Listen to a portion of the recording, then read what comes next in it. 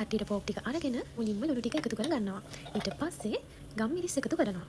ඊට පස්සේ මේකේ ලස්සන පාටක් එන්න කහ ටිකක් හොඳට එකතු කර ගන්නවා. චූටියට කපාගත්තු අමු මිරිස් ටිකක්, චූටියට කපාගත්තු ලුණු ටිකක් එකතු කර ගන්නවා. කරපිංචා රම්ප එකතු කරගෙන වතුර ටිකක් දාලා හොඳට තම්බ ගන්නවා. ඊට පස්සේ තමයි ටෙම්පරාදු කරන්නේ. ඒකට ඕනේ අබ, එනසාල්, කරාබුනේටි බේ ලීව්ස්, කුරුඳු, සුදු ලුණු, කැරට් ටිකක් රවුමට කපාගෙන තියෙනවා මම. ඒ වගේම අමු මිරිස් ටිකක් දිගටියට, ලුණු රවුමට, ලුණු වලට කැමති හැටියට කපා ගන්න පුළුවන්.